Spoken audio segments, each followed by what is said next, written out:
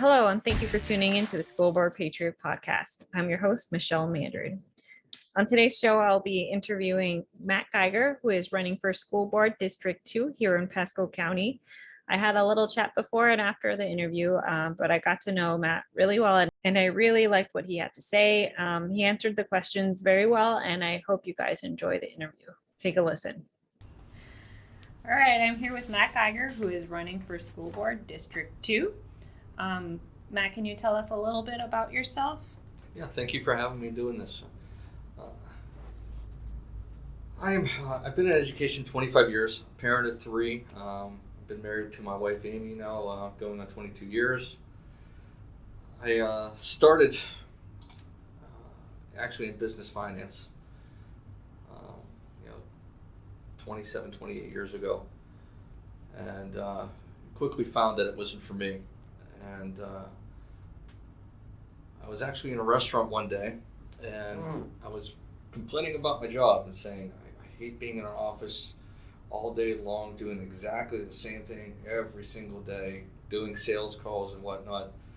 And a person behind me was listening to me talk, and she came around the corner and she goes, I was listening to you talk, and she said, you'd be perfect for this job. And it was a wilderness camp for juvenile delinquents. And so I went for an interview that week and quit my job and start working at that job immediately. And so I was up in the woods teaching kids for almost 3 years. Oh, wow. And it gave me a great foundation in education, and where I really found the love for it. But I kind of found a love for education well before that. Growing up, I was an avid swimmer and was a lifeguard, and so I taught swim lessons every summer, and that's where I really, started to enjoy teaching and working with kids. And when I had that opportunity, and that person came to me, it was like a godsend that someone, focused on what I was talking and what my need was, and so I just fell in love with it. After I worked at the wilderness camp, I stayed with the same organization, Presley Ridge, and moved to their day school, working their day school program, and also they had a housing program for kids that were homeless and foster program. So I ended up working that program as well, and then eventually they offered a master's program at Presley Ridge that they pay a good portion of it. So I decided that I was going to go into guidance counseling and get my guidance counseling certification. So I ended up, leaving the day school and sticking with the housing program, the foster program, and I was the nighttime supervisor there. And I did my master's during the day took me about 3 years. So after I finished my master's, I stayed for Presley Ridge a little while longer, and then I ended up moving into working for a psychiatric hospital, which kind of honed my skills on working with kids and dealing with a lot of different dynamics and a lot of issues and a lot of mental health problems, and it gave me a well-rounded area. So then I kind of I wanted to get into the school district, but there was such a wait to get into the Pittsburgh Public School District at that point that there was a backlog of people waiting to get in. So someone had told me that it would really look good to the Pittsburgh School District if I started working for the State Department. So I went in and started working as a child investigator for kids that have been abused, and did that for a little while. And then started working for the State Department for persons with disabilities, and I would go and certify programs all through the state of programs that are working with kids with not only physical disabilities but also mental disabilities. So it gave me a wide variety of experiences to witness and whatnot. I then got into the Pittsburgh School District, and I worked as a guidance counselor in multiple high schools, and worked my way up, and was a district administrator for the ESL program for 26 schools that had the program inside of Pittsburgh Public. I also got involved in the teachers union there when I was a guidance counselor and was a union rep for a couple schools. And then eventually, I went and got my principal certification during my time at Pittsburgh School District. I got to the point in the Pittsburgh School District, it transformed over those 18 years I was there. They started doing a lot of magnet programs. They started doing a lot of transforming where it wasn't fun anymore. The principals there were all being trained to kind of dissect all the different teachers into groups. It broke up all the camaraderie inside the schools where we would have fun with each other. We had relationships outside of school, inside of school, and this all kind of ceased. And all the teachers that came in at my time, they started really disliking their job. It just wasn't fun. And then they started the core curriculum, which then completely wiped out all of our ability to be creative within the schools, and really just wiped out the last bit of fun it was to be a teacher. And we started thinking about other opportunities at that point. A lot of us. At that point, they created a new pay system for the new teachers and started wanting the old teachers out immediately that were on the higher pay scale. So they started offering early retirements. And so me and my wife had the conversation, and we knew at one point that we wanted to move to Florida when we retired. So we took the opportunity, and we searched and searched and searched, and we fell in love with Pasco County. It really reminded us of our hometown in Butler County, Pennsylvania. And we just fell in love with it here and moved. When we got down here, we put all of our children in public schools. They were in public schools back in Pennsylvania, and within the first 4 to 6 weeks of our children being at Gulf Middle, and Mini P-Lock, we had issues at every single school. And I can't say that we had those issues, back at home like that. They were very responsive. The principals were always, in tune, lock and step with all the parents, and if we had problems, they would meet with us. At Gulf High School, my son has Asperger's. And he struggles. He struggles with a lot of different things. Reading people. Understanding whether or not they're being sarcastic or not. Having difficulty developing friendships, as well as learning portion of everything. And so he had a full IEP, and we met with the principal, we met with the guidance counselor, we met with his teachers, and he was still having multiple problems. And then he started getting bullied in school because people signaled him that he's a little different, and so immediately he started getting bullied in the school, on the school bus, in our neighborhood, and we kind of had enough. And I started looking for something that was going to meet his needs. So we found Pepin Academy, and we moved him over to Pepin Academy immediately, and it was a great fit for him. The small classes, was intimate learning. He got the extra help he needed, and it was small enough that he felt comfortable talking with the people he was going to school with. Yeah. And then we had similar problems with our other two kids. We ended up having to move our youngest son to Pepin, and we moved our daughter to over to Athenia Academy. So we're hopeful. My daughter right now is very, very hopeful that things might be a little different now. So we're going to put her back in the public schools again next year. Okay. And so we're going to see how that goes and whatnot. My youngest son's still at Pepin, and my oldest son just graduated.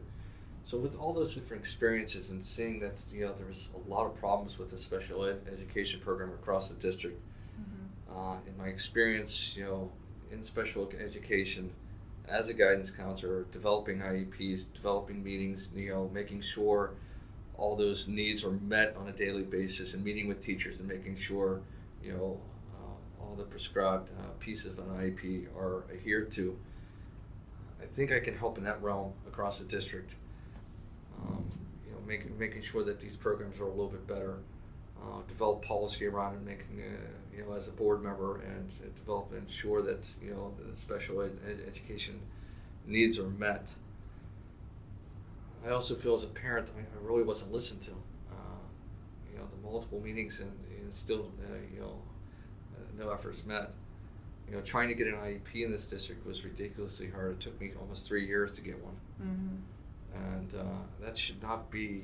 If a child is suffering and a child needs it, it shouldn't take 3 years to go through the system and get an IEP. So I'm guessing that's why you were moved to actually run for school board. Is that why? That has a lot to do with it, but with all the experience I just explained to you, I think I bring a lot to the table. Yes. That I can offer the other school board members, insight on a variety of different areas. From union things to my education background to working with all different types of agencies. I believe that this will all be a benefit to the rest of the school board. Yeah, I agree. So if you're elected, what is the first project or issue that you want to focus on to improve our school system or district? I think the very first thing that needs to be addressed is the need for filling all these teacher vacancies. So filling all the bus driver vacancies and the other employees' vacancies that are inside the district. We need to find a way to permanently pay our teachers what they deserve.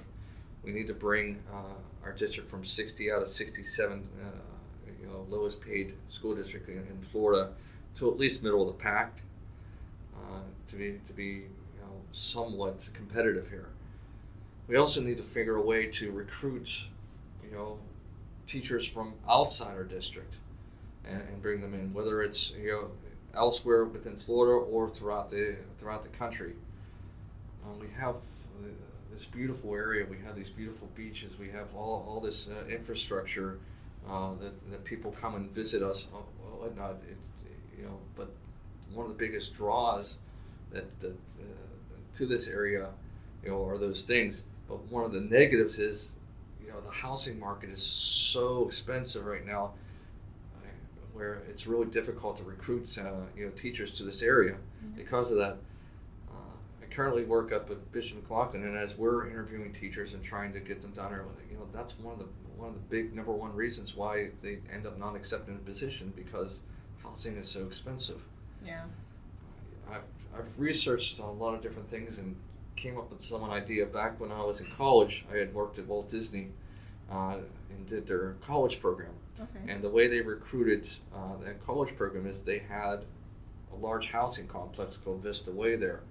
And we got, very, very cheap housing, during our internship, which made it very easy to accept and not have to figure out housing on our own.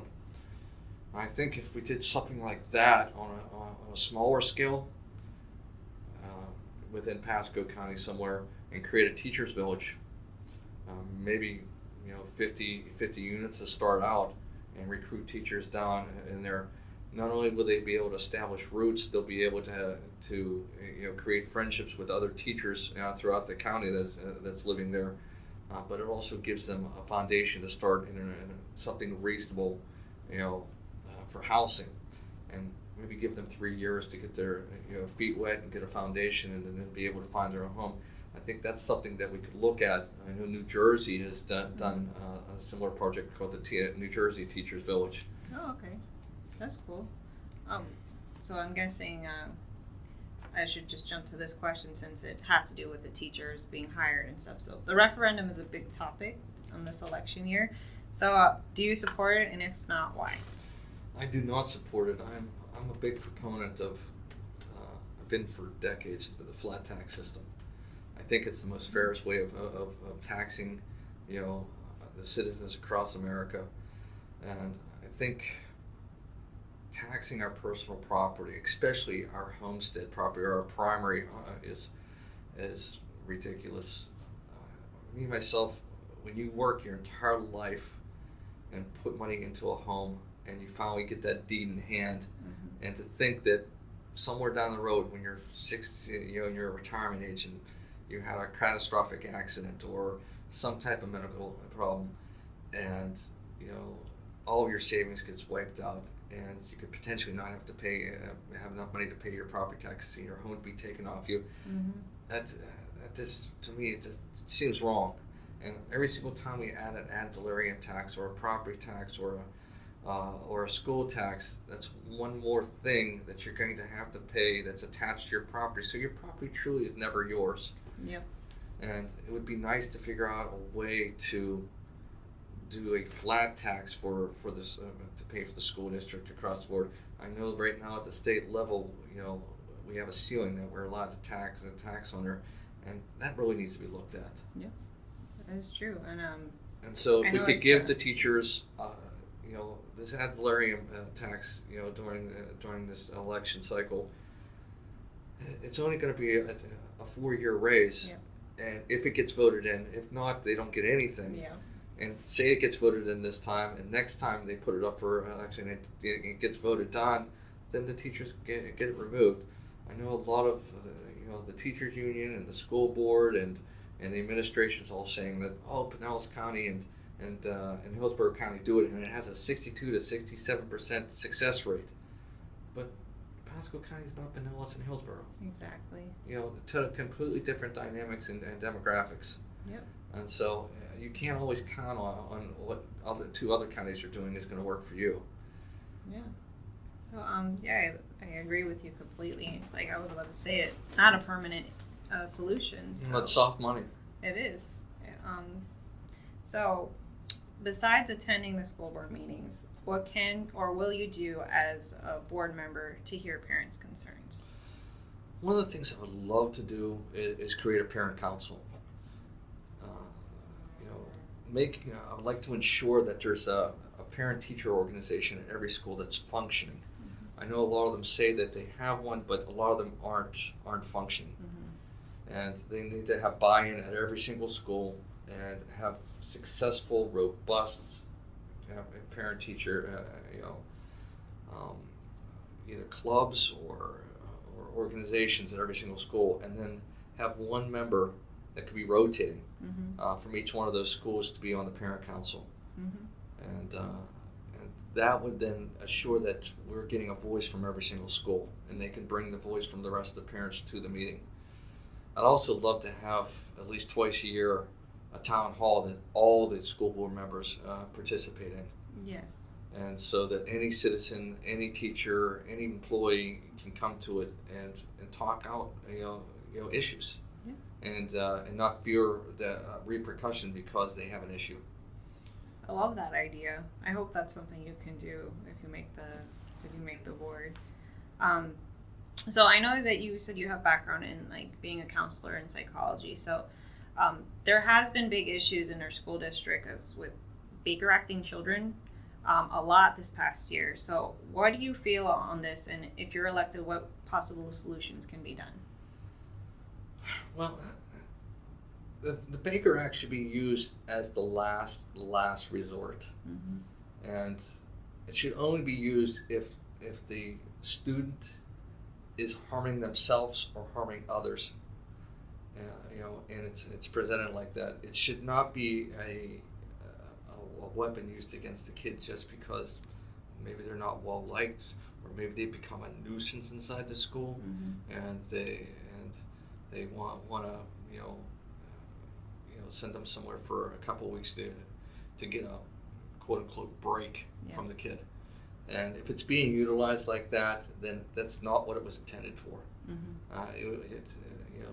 Baker Act, in my old state, they called it the 302.